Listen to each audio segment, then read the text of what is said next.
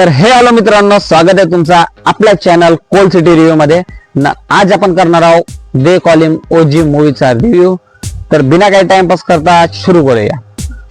तर मूवीचा basic starting point आहे, दोन गँग मध्ये गँग वॉर चालू आहे, समुराय आणि याकुजा गँग कडून समुराय गँगला पूर्णतः संपवलं जाते। त्यामध्ये समुराय गँगचा एक लास्ट वंशज किंवा लास्ट मेंबर समजा पवन कल्याण सर्वाइव्ह करताय आणि इंडियाकडे येत आहे। इंडियाकडे येताना प्रकाश राजच्या कॅरेक्टर सोबत त्याची मग कशी भेट होते, त्यांच्यात का घडून येते आणि त्याच्यावरून बाकी मूवीची स्टोरी कशी बिल्ड होते ते तुम्ही मूवी मध्ये बघा।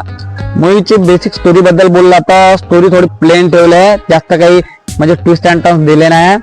ऍक्शन बद्दल बोलला तर ऍक्शन चांगला आहे मूवीचा ओव्हरऑल, जर पाहिला तर गनवाले शॉट्स वगैरे बढिया आहे।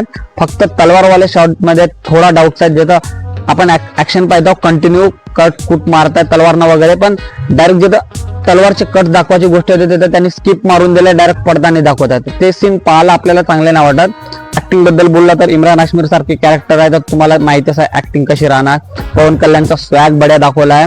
हा पवन कल्याणच्या कॅरेक्टरला बिल्डअप मधात अजून 2-3दा जास्त वेळ द्यायची कोशिश केली आहे, पण काही जागी एकाच कॅरेक्टर 2 वेळा बिल्डअप दिल्यासारखा करताय, तो थोडा फंबल टाईप वाटते।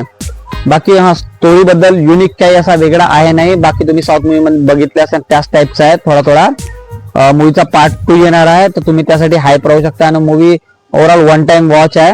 तर जास्त काही हायप घेऊन जर तुम्ही गेले नाही तर तुम्हाला मूवी आवडेल बी। आणि मी अशी न्यूज ऐकली आहे की ही मूवी साहो मूवी सोबत कनेक्टेड राहणार आहे आणि त्यांचा काही युनिव्हर्स बनवायची तयारी आहे शायद।